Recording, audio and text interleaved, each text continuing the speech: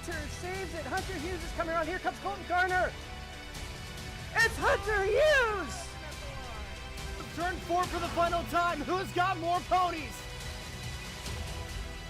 Checkered flag out. Bluegrass 150 goes to Ian Miller.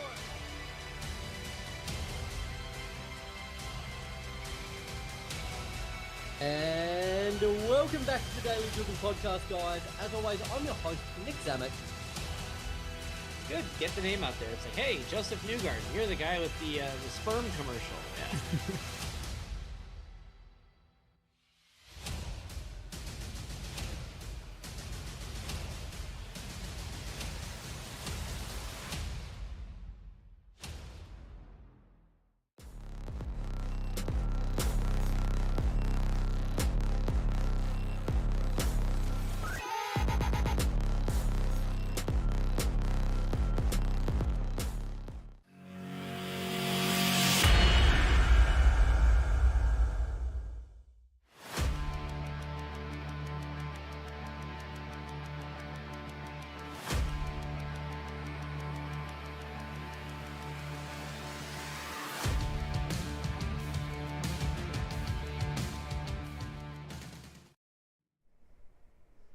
Hello and welcome to the iRacing GT Sprint Series from the Nürburgring.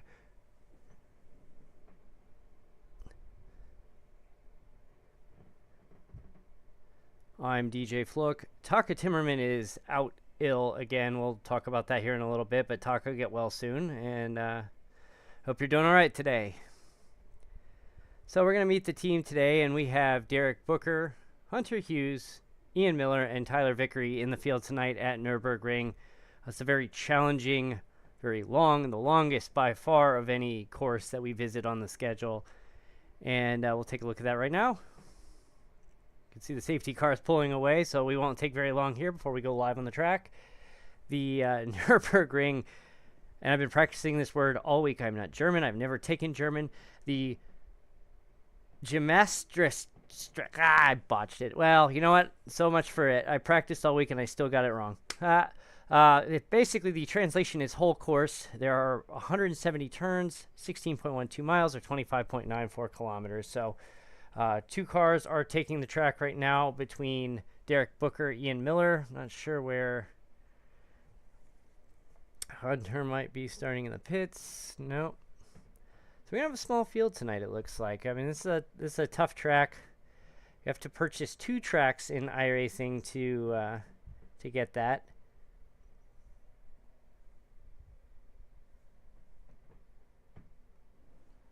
There we go.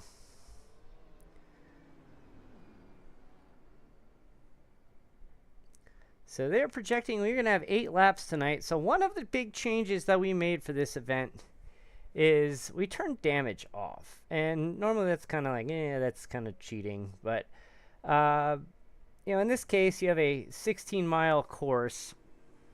We're doing a 60-minute timed race, and if you have to take the tow, you could be out for 12, 14 minutes. Then you have to go back and do your out lap, which would be another 10 minutes. It's half your race right there. So the whole point is to get some work in, take a look at a couple of the drivers who are practicing this evening, and we'll see how they do in about an hour. We'll talk to them after the race.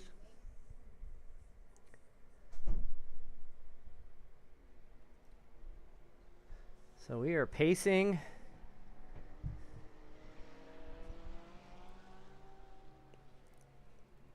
So before this week, I had never been on this track before.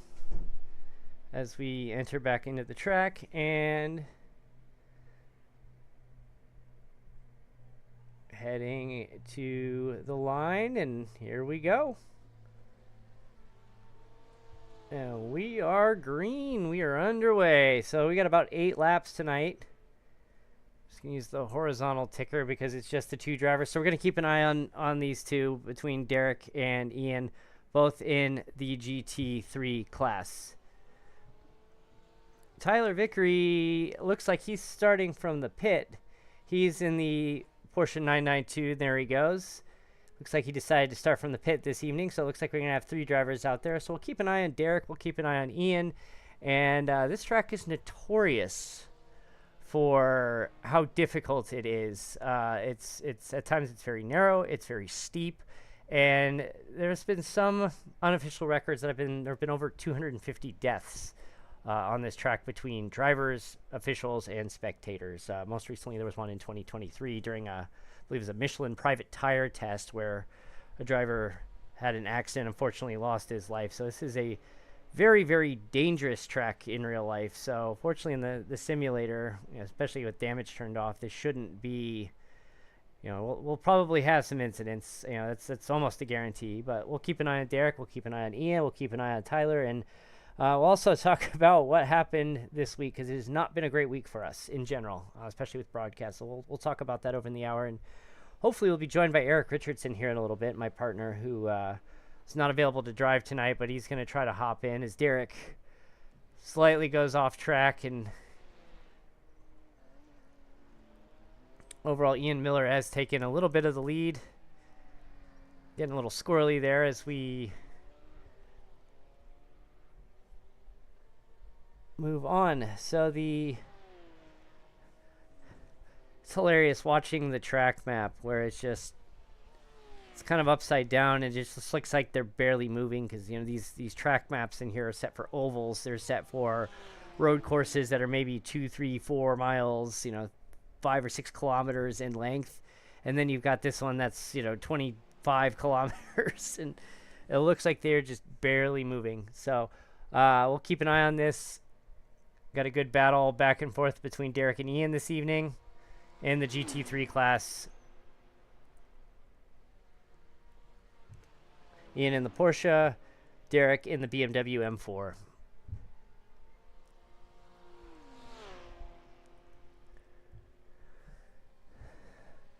Let's go on board with Ian just to give you an idea. If you've never driven this course before, these lap times, he was pushing over 8 minutes, which is a pretty fast lap time, as Ian lets Derek go ahead.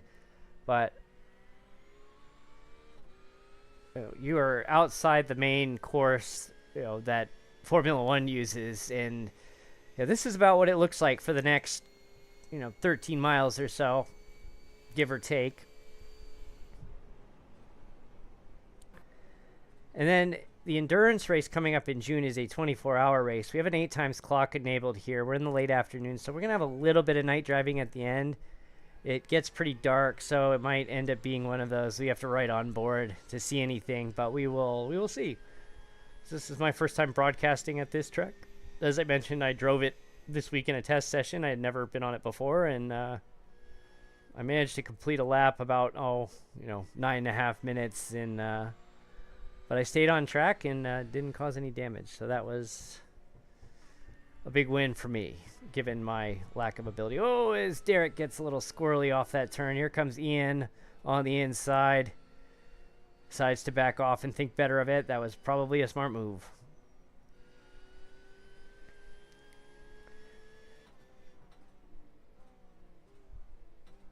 Just fast and downhill and steep and...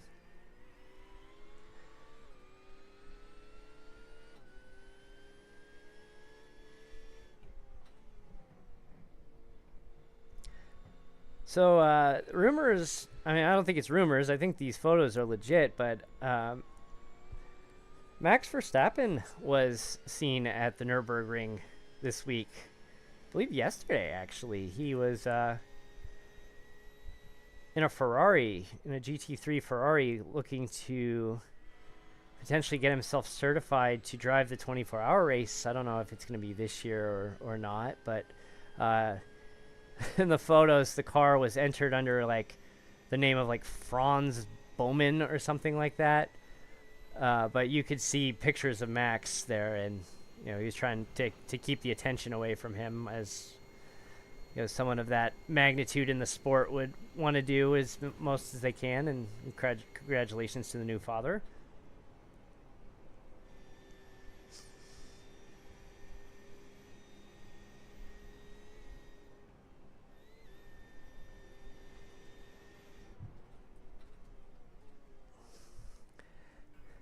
So often you look on social media of clips of this track, and right now it's just the two GT3 cars here in this session, and you fill up the course and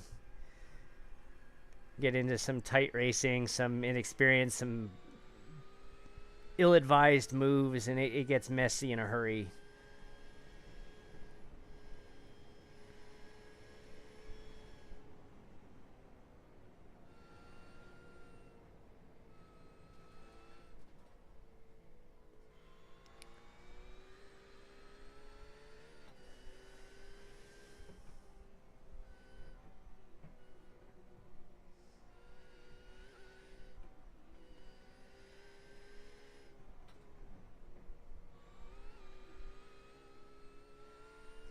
It's a good battle so far between Derek and Ian.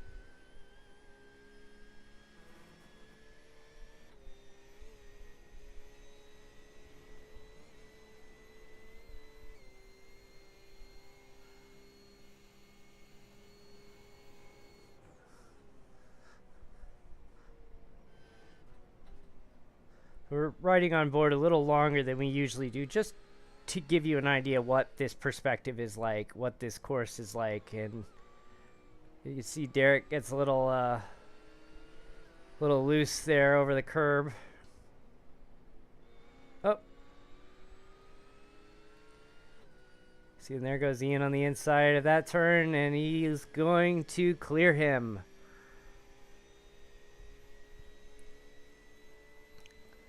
Go back and take a look at that replay.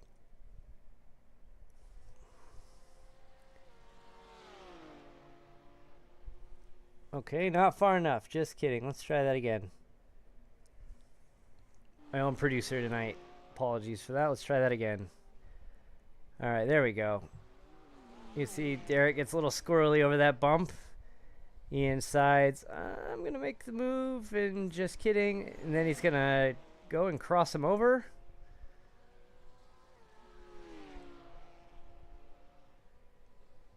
A nice clean pass to take the overall lead. Very nice.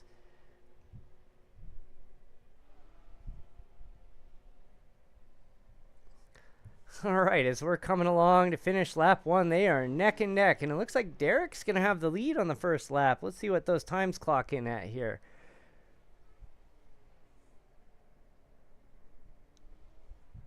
I'm sorry. Yeah, we are through. That's turn 1. Timing and scoring is a little slow to update, so we do not have lap times in here just yet. I mean, we can ballpark it. That was, given a little, 9 minutes or so.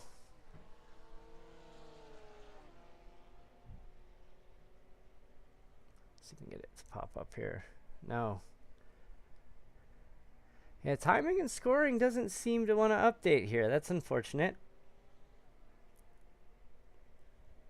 Let's go check in with Tyler to see how he's doing. Porsche Cup, he decided to start from the pits, and he's going to go out wide, and I just committed the broadcaster's jinx. Apologies, Tyler.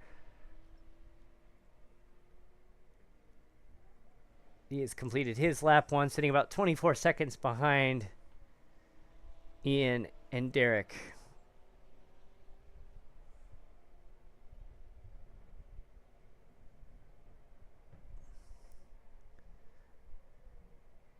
It's a small field, but you're going to get a good battle all evening with the two of these guys. It's worth it just to watch these two battle it out.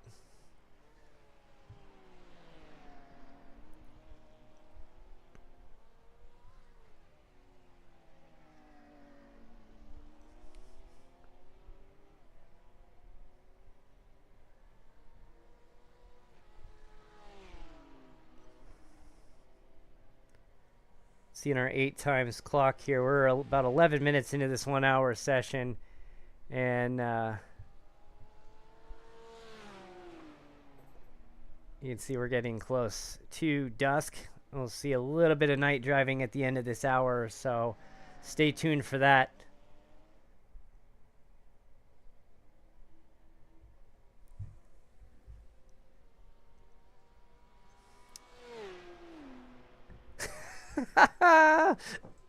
All right, good evening to Garrett and Colton. Colton mentioned timing scoring just does not want to work on iRacing this week. That is correct. I don't know what has been going on. We'll just address this here in a moment, but we've had a lot of issues this week, and we'll get into that here in a bit. Garrett says, glad to see you're spectating instead of racing. Appreciate that. Thank you. We know I'm the guy who is genetically incapable of turning a race car to the right. I can barely turn it to the left, let alone the right. So I am back in my usual spot here, annoying you this evening. So we finished our Indy Racing World Series season on Tuesday night, and I mentioned Taka is having a bit of an illness and just hasn't been well over the last couple of weeks. So my plan was to fill in again and go up into the booth. And as I'm sitting here actually at this same broadcast station, I went to go sign into the session as a spectator, and it tried to sign me in as a driver, and then it froze. I had to close out. I go back in, try to rejoin as a spectator, and it says you're not allowed to join because you tried to join as a driver, which I did not. Or at least I don't think I did. Maybe I did, but I could not get the broadcast started. And finally I said, you know what, heck with this. And I ran over to my rig, which is, 6-7 feet away from me, and quickly got in, qualified, and I ended up racing. So after the race, I fired up OBS. I fired up the replay. I put a ticker, which, I think we just had an incident with Derek. Let's take a look. Nah, maybe. Looks like he just, maybe a grind to the wall, but I heard something.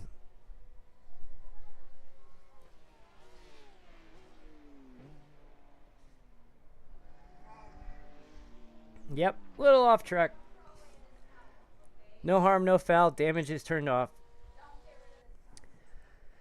So I jumped in, raced. We finished it. Editing a replay to try to make it into something watchable is pretty difficult. iRacing uses a special proprietary format, and then you have to use another tool to record it, and the ticker doesn't want to update in real time on a replay. It just feeds the final results, but the lap count actually updated at least. So we tried as best as I could, and we highlighted some key moments. We had some crashes. We had some good battles between Derek and Ian, actually, who were battling for the championship, and Ian ended up in 2 accidents very early on and finished 10th that night, and still somehow managed to squeeze out a 6-point overall win on Derek. There was just too much of a gap for Derek to make up in a rough week at Mid-Ohio that ended up costing him in the end. But he had a great season, 4 wins, and Ian had 4 wins, and we'll be starting that season back up in July. But so we get through Tuesday night. We have to upload the broadcast, and appreciate everybody for checking that out. I try to highlight the key moments, even though there's no commentary. And maybe it's better that there's no commentary compared to me doing it. But let's take a look at Ian here. So Ian's pulled away a little bit, about 3.2 seconds. And so anyway, the elephant in the room, Wednesday night dash, we go to Talladega. There's always chaos. And I did not click race. I swear I didn't. It's getting, oh man, it's always good to have the, just getting roasted, which is fine by me. It's not hurting my feelings by any means. But hey, maybe I did click race on accident, and it was a subtle, wanted to drive because I'd been out because of my broken foot and a couple other scheduled things that kept me out half that season. So I really wanted to get back in the car anyway. So it worked out in the end for me, at least. So we go to Talladega on Wednesday night. And Ian is just flying through. Yeah, we're just not, it's not updating lap times during the race. It was during the open qualifying, but it will not update during the race. We get towards the end. We have a late accident. We go to a green-white checker. And this is where literal hell breaks loose. We have an accident in the first lap. We have one green-white checker attempt. The race is essentially over. A big issue is iRacing tries to reassign places, and in the sporting code under oval, the field locks at the caution. However, anyone involved in the wreck, anyone who is, quote, out of control, which is not further defined in the sporting code, lose their spot in line. And once they're forward and they're moving again and back under control, quotes, iRacing reassigns a position in line, and then it starts telling people to shuffle and get back in line again. Problem is, you're on your last lap and a half.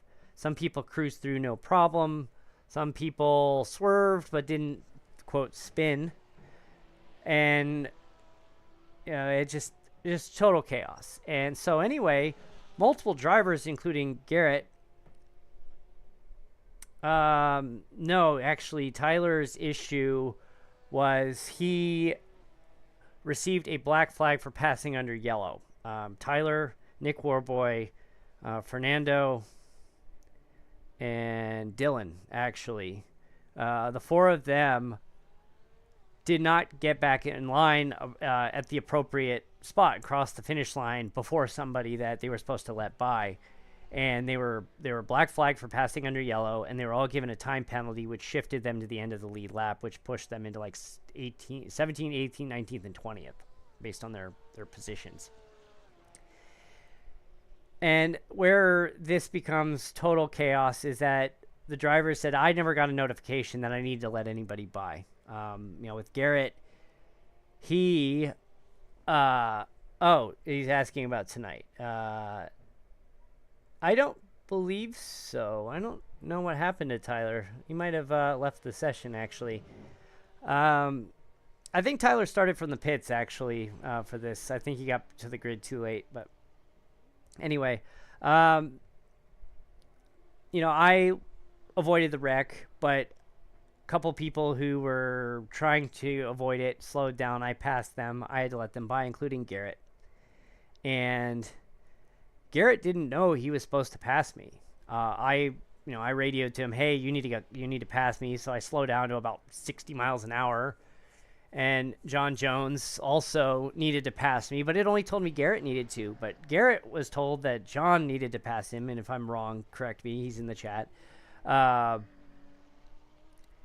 it didn't say anything about me.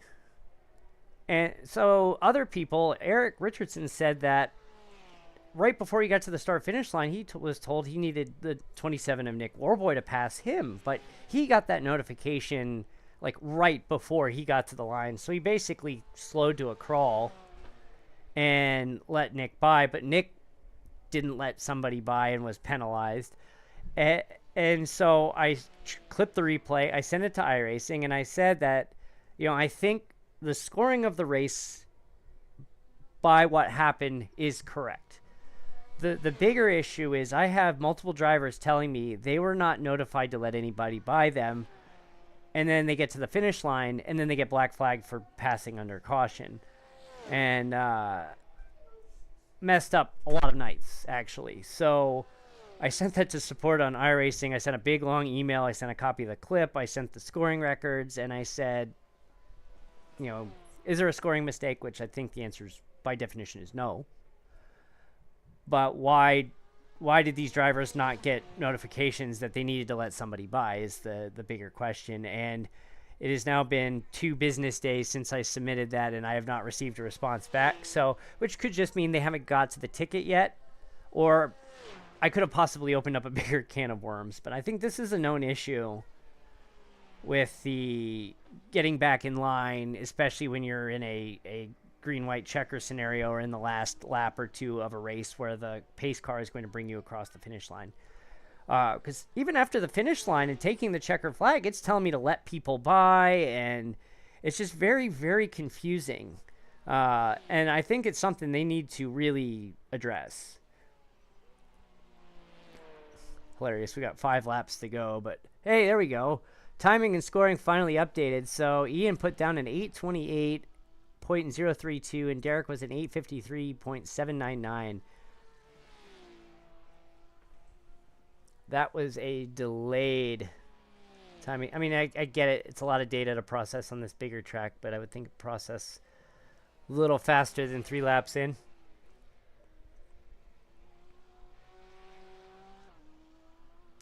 Go take a look at Derek here. But anyway, so the results, we finally posted them on Instagram, and I said that if iRacing comes back and says there is a scoring mistake, we'll correct it. Otherwise, we're going to leave it as is. And essentially, I filed a complaint saying, hey, like, this is too confusing, and it messed up some evenings for some people. And I know it's a game, but, like, you know, it's part of the relationship with the software developer is, you know, you got to get the feedback from your users and address the issues. And when you can't line up appropriately or provide instructions for a group to line up appropriately with your included race control, yeah, that's a problem.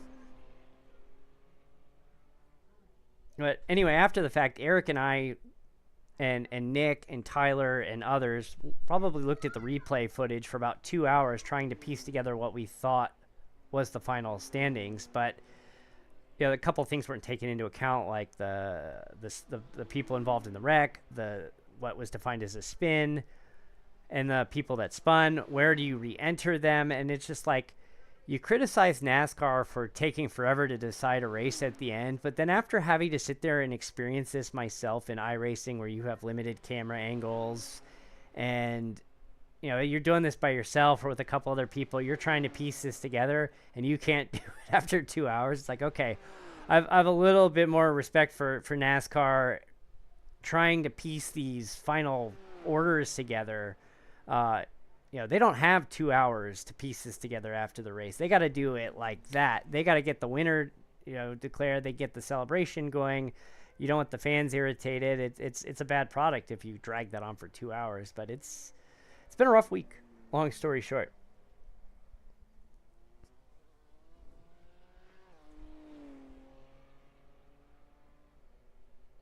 Unlimited green white. We do unlimited green white checker. We might be there all night. Oh, man. And those trucks are squirrely, too. There was an incident earlier in the race where a truck went to push, and it looked like they were going to go and square. You know, they were going to be square, and they hit a little bit of a bump and hit the truck just a little off center, and just complete chaos. It's just.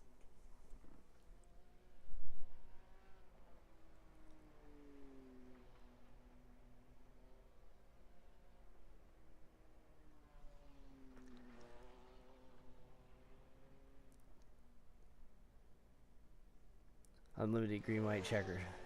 If I had more time at night, I would be okay with that, but I mean, anybody remember that truck race at Phoenix then the year, like 2 years ago? And they ended up having to run like 30 extra laps because they kept having cautions in the first lap of overtime.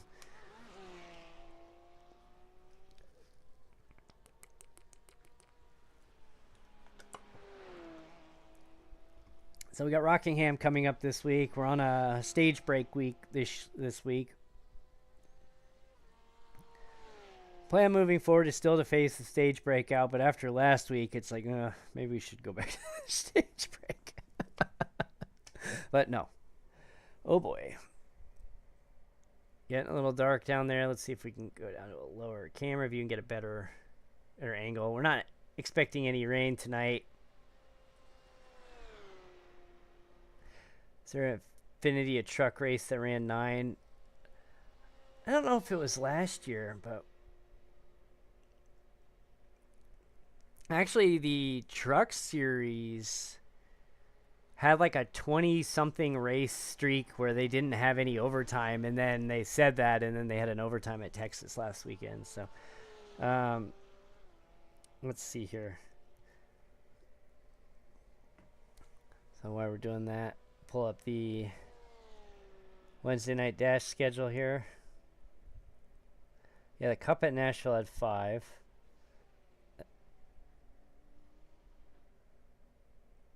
So here's the upcoming Wednesday night dash schedule. As we mentioned, we're going to Rockingham.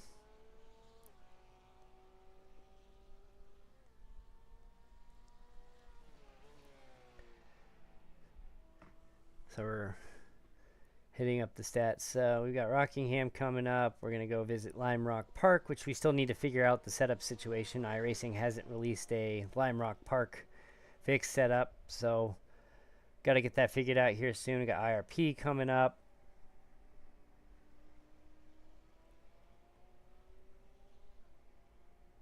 We got Bristol on May 21st.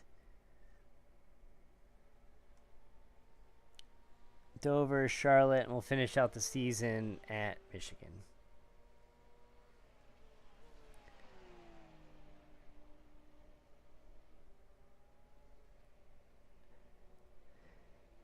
If you want to come race with us, we'll be back in the middle of June from Watkins Glen. Hopefully we should have a little bit better turnout, a little bit more popular of a track. Doesn't require you to buy two tracks to use this one.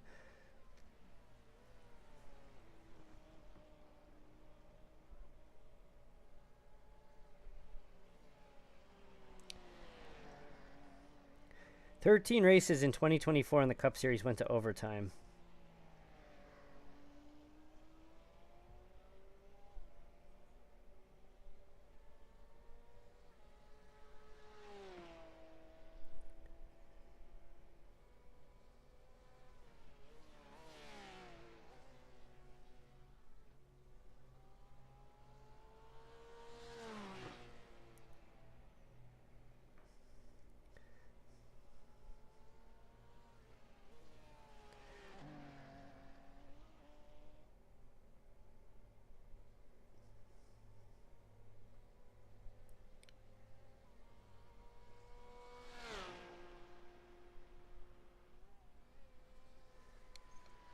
Yeah, you can see we're whoa, there goes Ian. Uh-oh. But like we said, Ian gave me a hard time for disabling damage on this track, but I will remind him of this.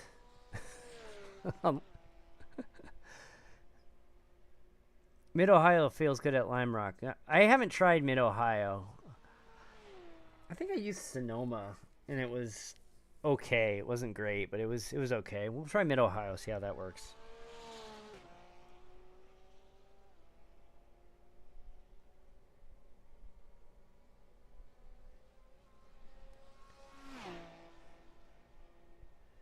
Somebody probably has a setup.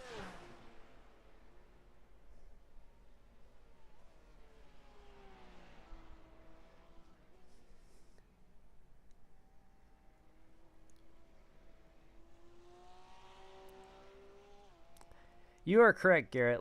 Driving the Mustang, it feels like you're looking through a mail slot. I completely agree with that.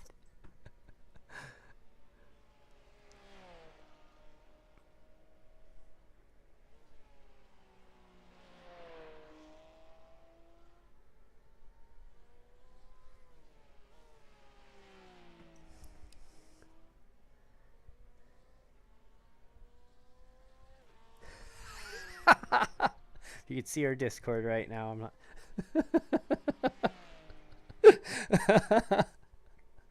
Oh, fantastic. So we got about 30 minutes left.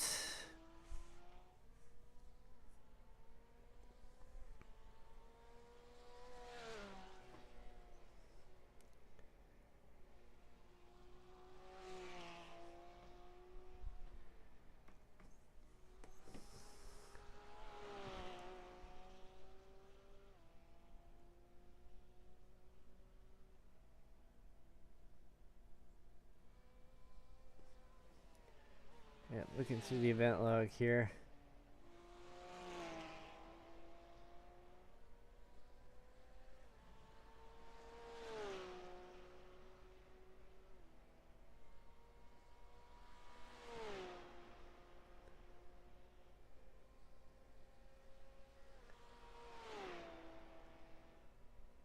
Go check on Derek here. Oh, yeah. You wonder why they've had so many deaths at this track? Let's go on board, just see what this looks like.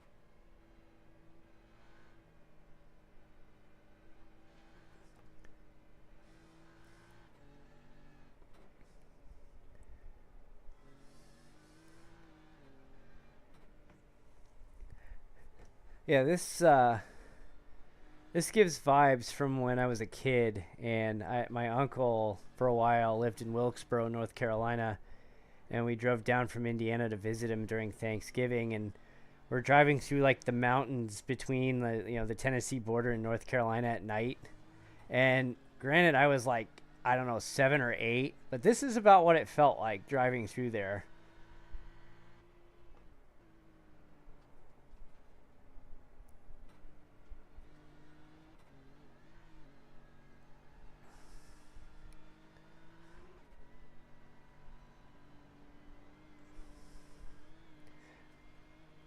We can only imagine, driving through here during this race at night, and you come around one of these blind corners, and you have a spun out car, and that'll be a code brown for sure.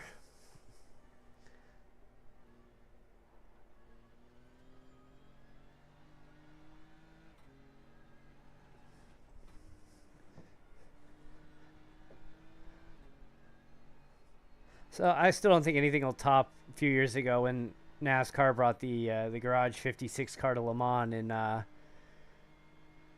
you'd have these journalists in the middle of the night, and they said like every 7 minutes, you'd hear all the cars whizzing by, and every 7 minutes here comes the Garage 56 car, and would wake everybody up who was starting to doze off. That was such a cool moment for NASCAR, really. Love a documentary on Amazon Prime here coming up in a couple of weeks about that car and the whole process. So I just finished watching the First to the Finish documentary with the MX5 Cup, following our good friend Heather Hadley and her, Shea Holbrook, her former team owner from BSI, and I was like, Derek's coming in for a stop. It is just crazy just how dark this is.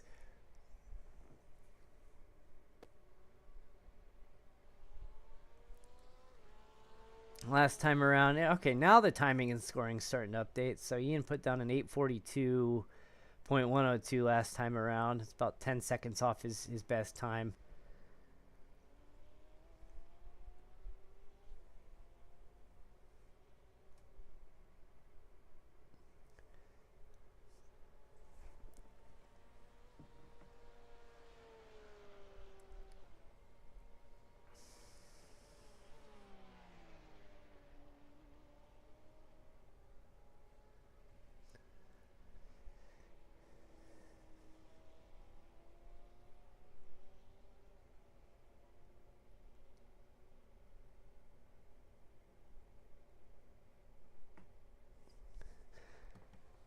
So this is our third race of the week, second live broadcast. Should have been third, but honestly, I'm glad the Indy season's done for a little bit. Give me a chance to recover. This has been a completely chaotic week. Plus, I'm working on another project that we're going to be doing some testing for tomorrow morning. We'll be got to run through, work out a few kinks, and we'll be ready to make a public announcement about that coming up here this summer. I mean, we've already made the announcement. We just haven't been specific with the dates. So the next announcement will be the dates.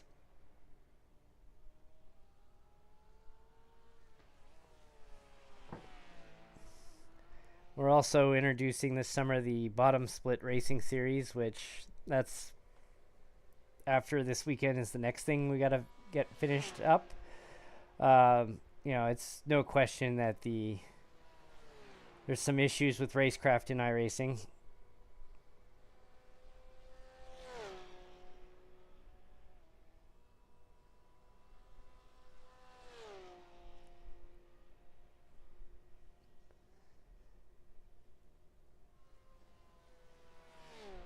So we're going to set up a development league, probably race on Monday evenings. It'll be just short sessions, probably about 20 to 30 minutes. Typically about a fuel run for most tracks, mix in some short track racing, some occasional road course, and the focus is trying to build up skill. Wednesday Night Dash has become a lot more competitive, and it is definitely not a developmental league. And so, I've had some people come in and get scared away after they realize that how competitive this league has become, and we don't want to scare those people away, but we want to give them an opportunity where they can work on the less experience. If you're new to oval racing or you're new to the iRacing platform, getting out there and racing people at a similar skill level and without the toxicity of the official sessions, and that's what we're focusing on. So we'll have a little more details here in the next probably week or two, and targeting starting that either right before or right after the 4th of July, I think is the plan.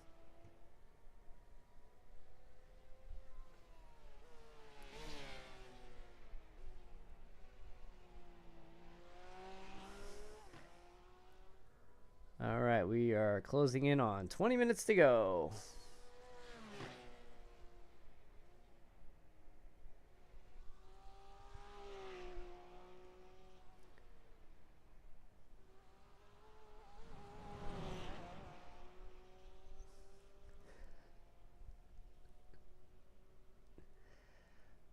Is Tyler still in the pits? No, I think he actually left the session. Yeah, Tyler has left the session, so that's why we are... Wow, we just lost the screen, I think. There we go.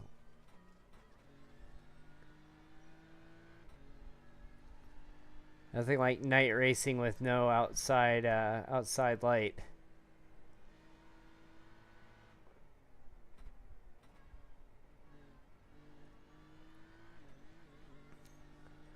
Get a little bit better of a view here.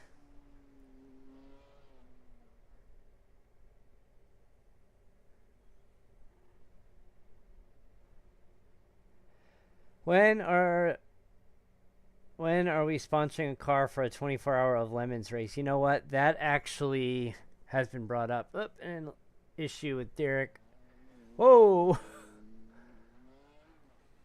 True. Getting back on track here, so uh-oh. Problems for Derek.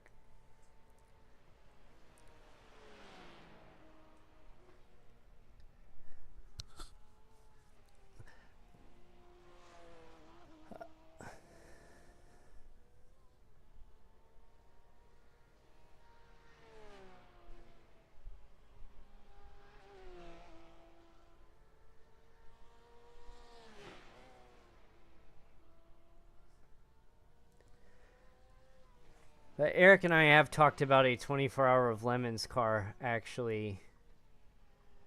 We just don't know when.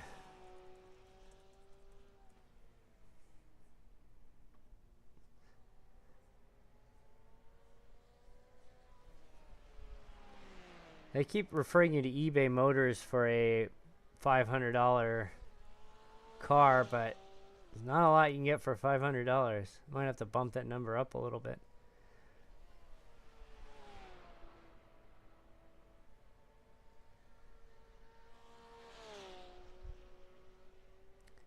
Hey, if you want to go to Sonoma in November, I'm sure Sonoma in November looks really nice.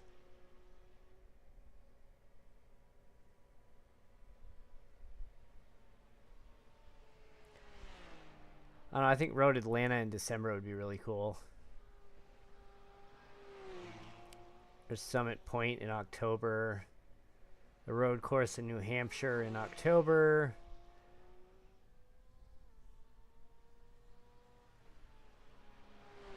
Road America in September. That'll be fun.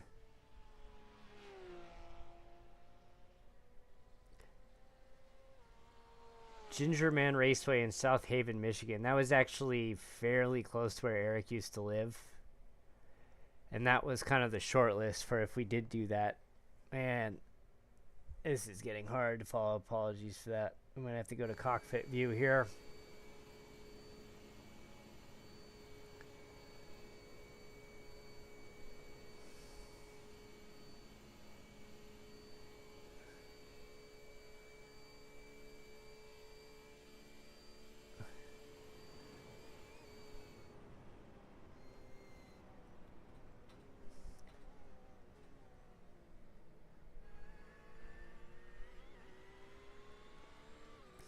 The other thing Eric and I have talked about doing is they have a kart race, like a karting race where you can rent a kart and race on Daytona's road course.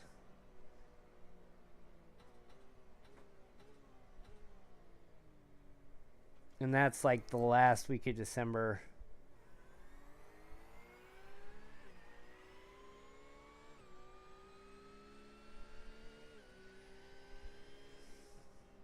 None of this has been cleared with my wife, by the way. She would not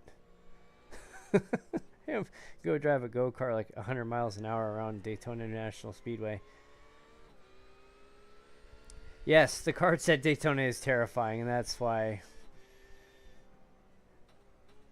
my manager will never approve it.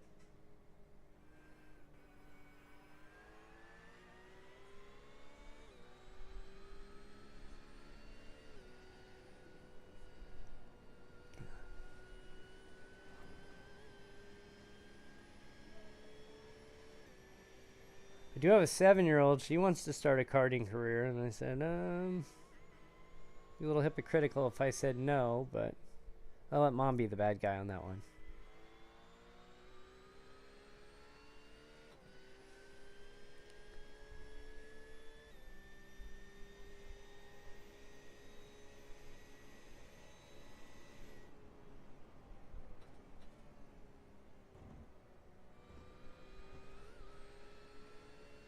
We come around with about 15 minutes to go. Ian's going to come around and take the 2 to go here in a moment.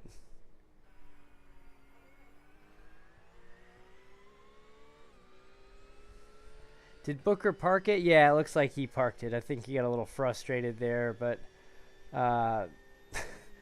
based on his reaction after he spun himself, yeah, he called it a night. So we're going to hang out with Ian here for the last 15 minutes and 9 seconds.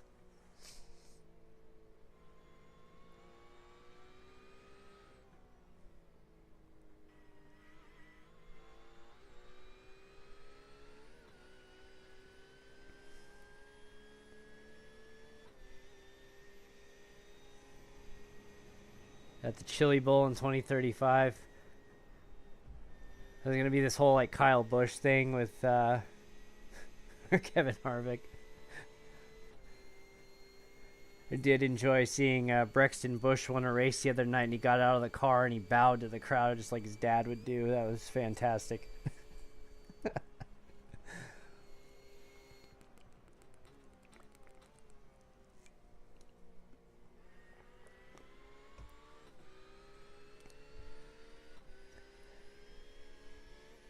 See, the scary thing is I live right down the road from a place where you actually can pay and get your Formula 4 certification, license certification, and race in F4.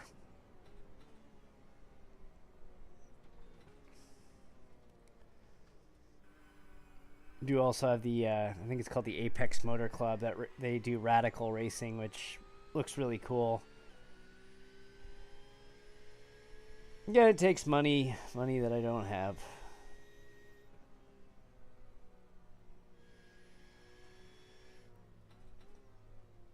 Could be like Denny Hamlin's parents and like triple mortgage the house to pay for the racing career. I mean, that worked out. But I can only imagine how many other people pulled that with their kids and it just didn't work out.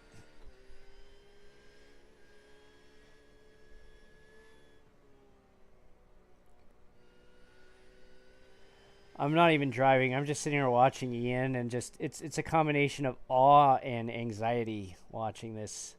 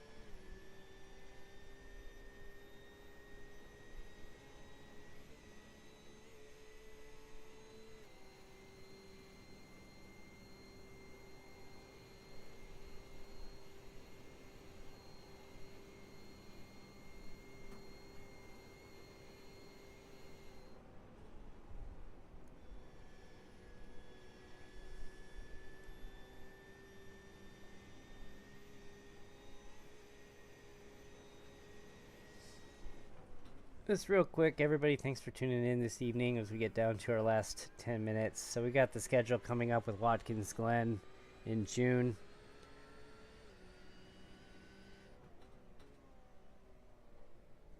We'll be at Spa also in June, so we're going to do 2 of these in June. We didn't do one in April, so might as well do 2 in June. And August, we'll do Indianapolis, Road Atlanta in September, and then we'll close it out with a Suzuka race on Friday night, November 7th. Which I cannot remember. That might be the... No, I think that's the week after the NASCAR season ends.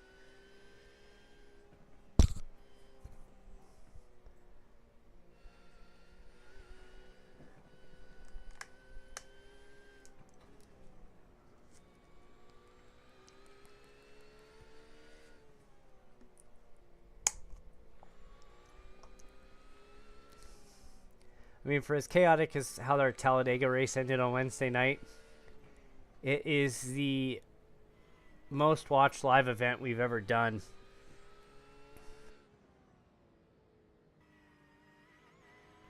And I was about to sneeze. Apologize there. Went quiet for a second.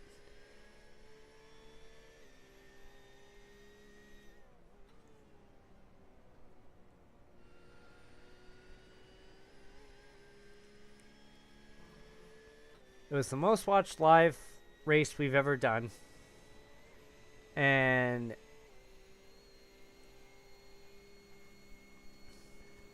with adding in the replays, it's close to the #1 race. And then about as hours watched, it is #1. So it's, the plate races are chaotic.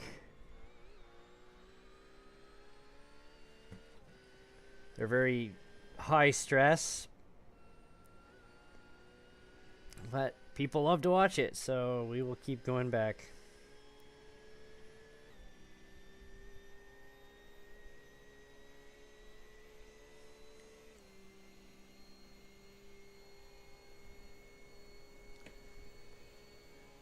Probably should just take that ad off the screen here.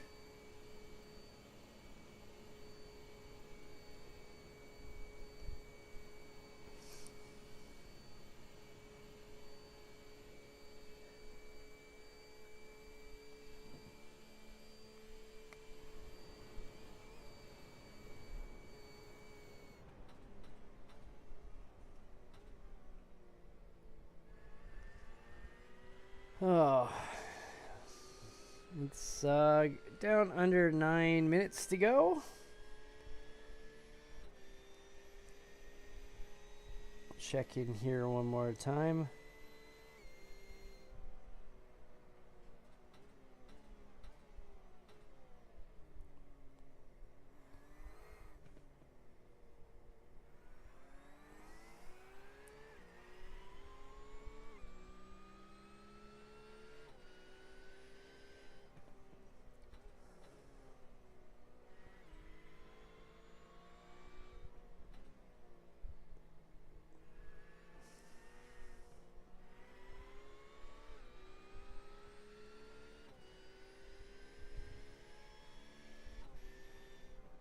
But yeah, Tyler, I hear you. I wish we could do those 2 laps over again. And I did give, you missed my little speech about it earlier at the beginning of this broadcast, but I did, while I think the event was, quote, scored correctly based on the circumstances, I think iRacing has a huge mess on their hands when it comes to lining people up post-race. And I kind of gave them an earful about it and sent them a nice long email to their support with the replay and several things that I think went wrong there. And the fact that it's been 48 hours and I haven't heard back, and maybe they haven't looked at it yet, but I'm hoping they're taking it seriously and looking into that, and hopefully we can get this fixed up. But yes, it just sucks how that ended for a lot of people, with poor drivers getting time penalties, and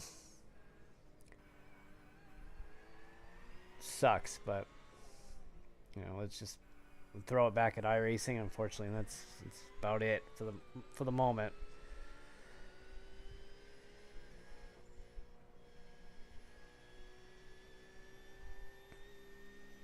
So 2 to go. Let's see if we get a word in.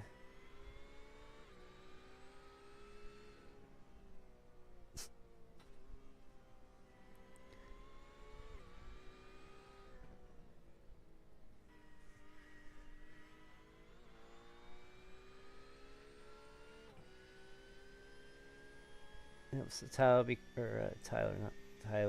Ian will be coming around here shortly and to take the white flag and close this out for the night.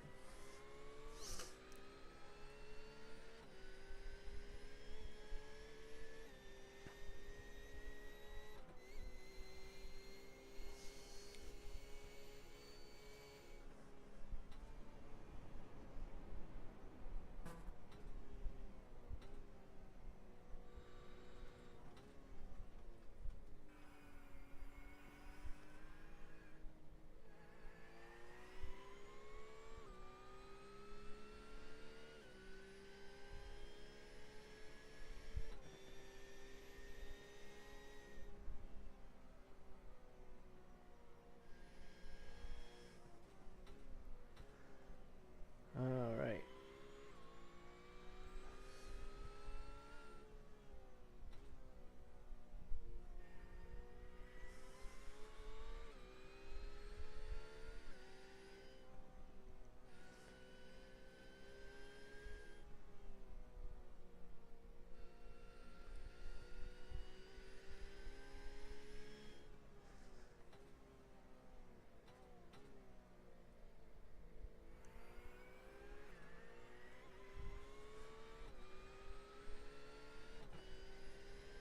They're saying 2 to go with 4 minutes. I don't think he's going to make it. They may end up just throwing the checkered flag when he gets there.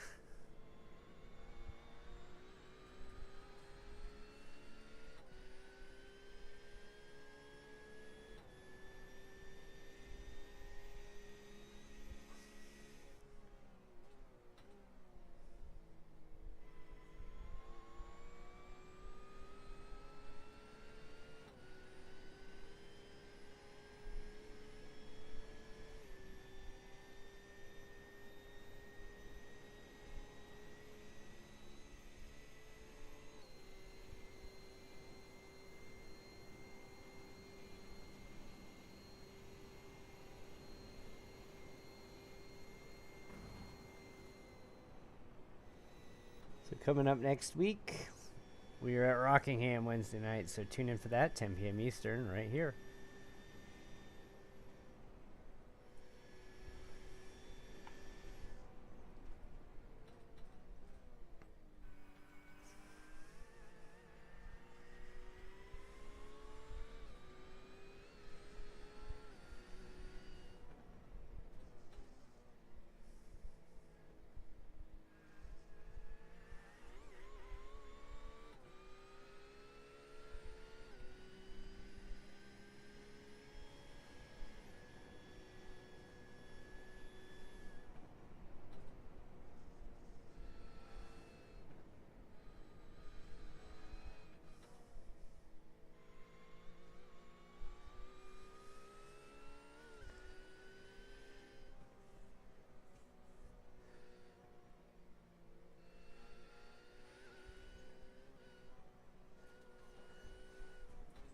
Excited to go to Rockingham. It was good to see NASCAR in some form back on the track again after a very, very long absence, and track going through some ownership changes, not looking great at times, and they looks like they turned it around and made it a nice facility. So question is, will they ever get a cup race back there?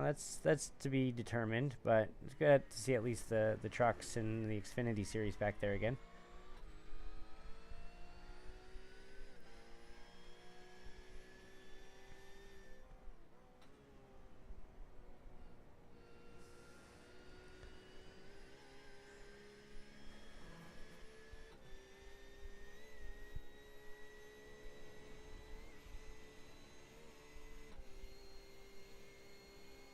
We're in the last 90 seconds here.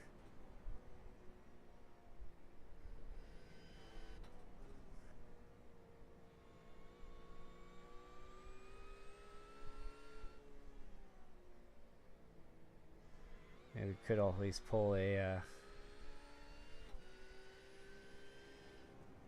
Daytona 23 hours and 58 minutes like they did a couple years ago.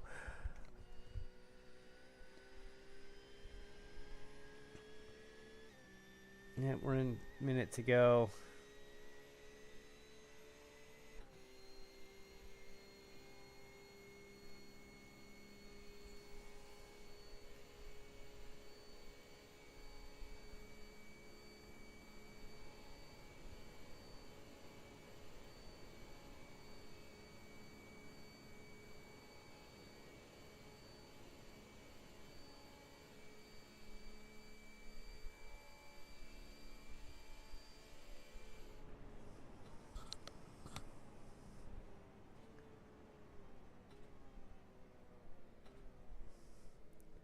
Down in 20 seconds. Oh, we might just make it. Are they going to give him another lap with less than 10 seconds to go? 4, 3, 2, 1. Nope, that called it. I thought so. Wow. He timed that perfectly.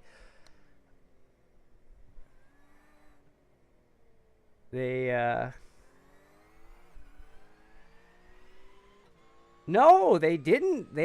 He made it by like 2 seconds. They're giving him a final lap. Oh, wow. All right, so we're going to be in this for another minute. That was 8 minutes and 37 seconds, so I guess we're going to hang out here for another 8.5 minutes. You want to talk about cutting it close? I was just sitting here watching this countdown timer, and he got over with like 2 seconds.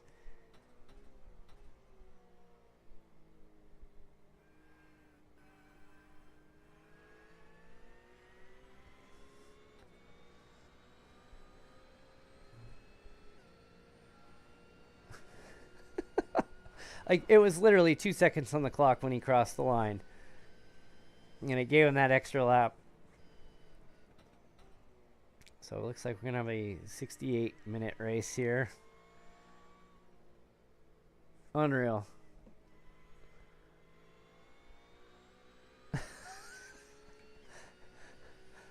I'm wondering if he's aware how close he was to time expiring before getting to the line.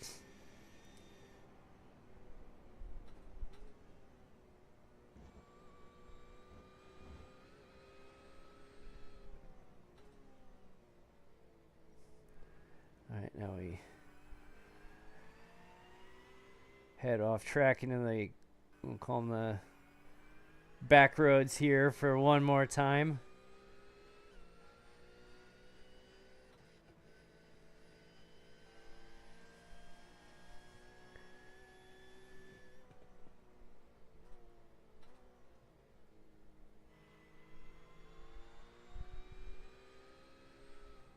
So good luck to anyone who is doing the fixed Indy 500 this weekend, or tonight or this weekend. I know a couple drivers decided to do the Friday night Indy session. Eric will be running tomorrow.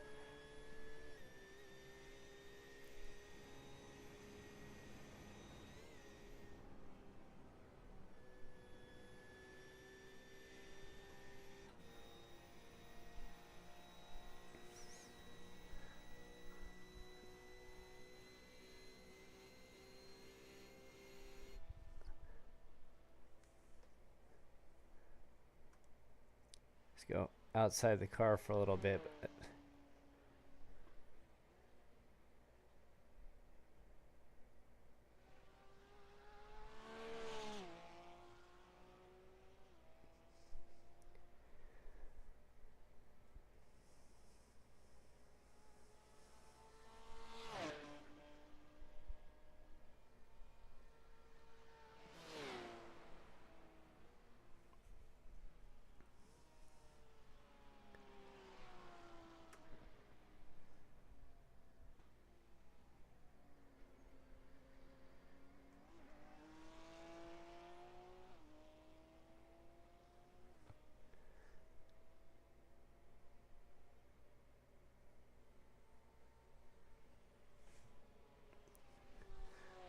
Probably another 5 or 6 minutes left in this lap, and then we can call it a night.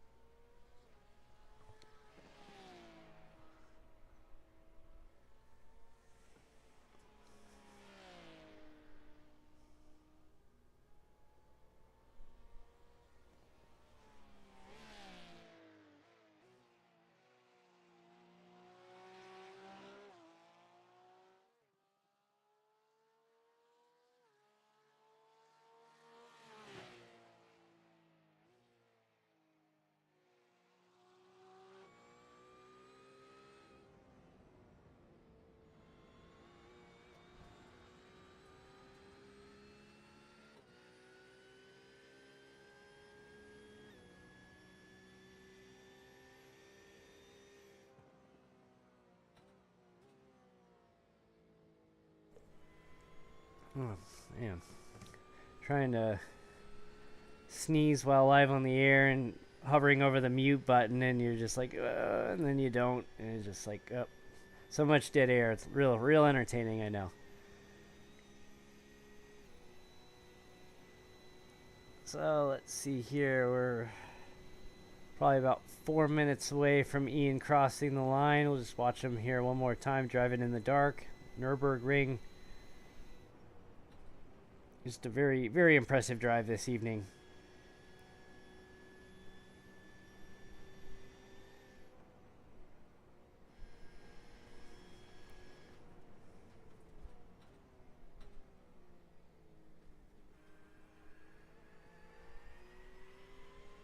If you want to come out and race with us on Friday nights, head to frracingonline.com, and there's a link at the bottom for the Discord. Let us know you're here for the free monthly race and monthly GT race for that matter. And we'll see you in June at Watkins Glen, and also a second race at Spa. So we'll get 2 races on Friday nights. It's a 60-minute sprint race. We don't keep standings. You know, it's just to get work in and prepare for the official events. So come on out. You know, it's a lot of fun. Not a great turnout tonight because I think it's more the track, and also you're competing with the Indy 500 official event this weekend. But it'd been too long. We had to get one on the calendar, and schedules clash. But I think we'll have a good turnout for Watkins Glen. We'll have a good turnout for Spa, and we've got a good schedule coming up later this year. So come out and race with us.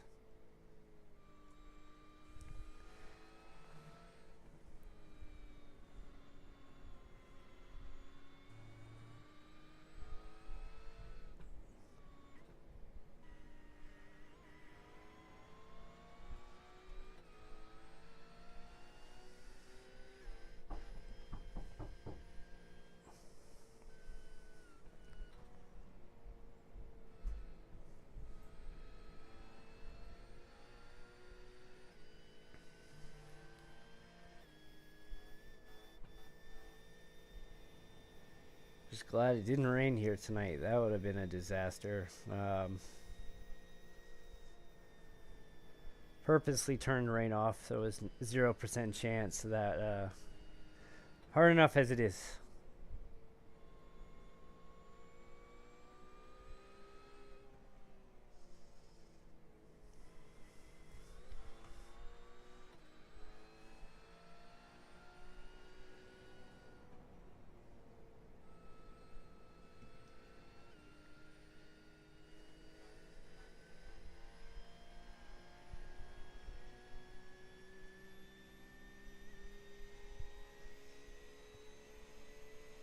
All right.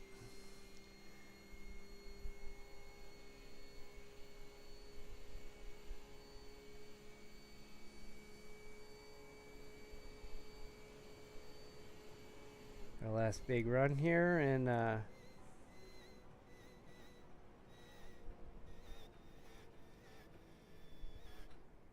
oh no, Ian ran out of fuel.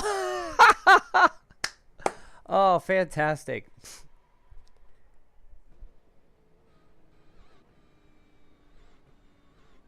Oh, he's not gonna make it.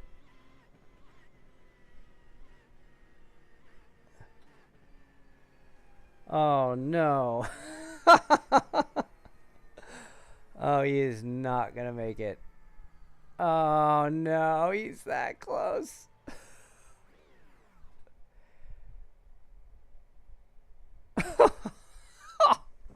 Wow, what a unfortunate. He just missed it. Look at that. Look at how close he was.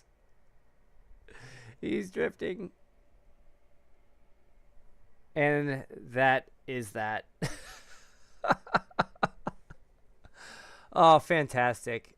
Oh, man. Oops, it looks like I had my speakers turned off. Ian Miller. You do realize that when you crossed the line to start that last lap, there was 1 second left on the clock? Yes, I did. I timed it just off. The commentary in the chat was like, I would have hit the brakes coming up on that final lap, and then just didn't quite make it fuel-wise at the end here. Yeah.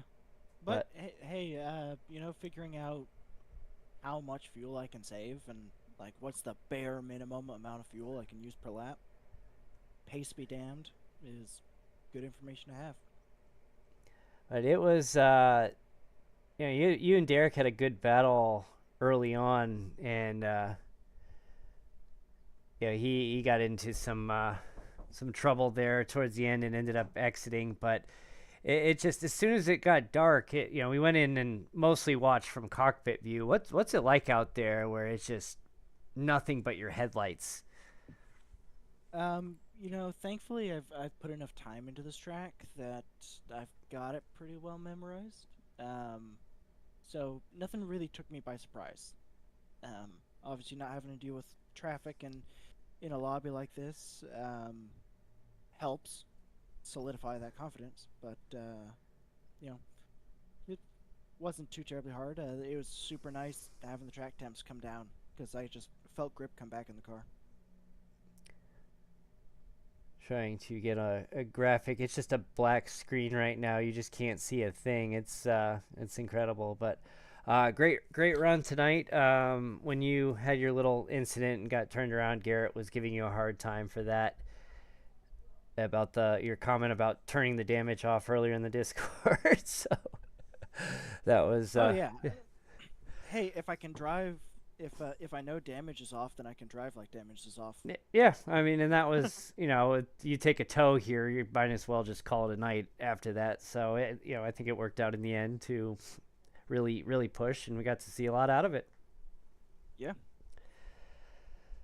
Yeah, what's weird is, you know, out of the session, I think my fastest overall time around the ring is like 8:19. So I felt like I was super slow tonight because I'm running 6-10 seconds off my pace. And I went on the track for the first time and ran like a I can't remember if it was a 9:15 or a 9:45, but I didn't get any off tracks. I didn't cause any damage. I'm like, you know what? I'll take that as a win. That track is hard, especially when you don't know where you're going. So, all right, we're going to go ahead and close this out. We ran a little long with this. So, Ian, good run tonight, and we'll see you soon. Yeah, thank you. All right, so I've been DJ Fluck, and we'll see you next week for Wednesday Night Dash at Rockingham, and good night.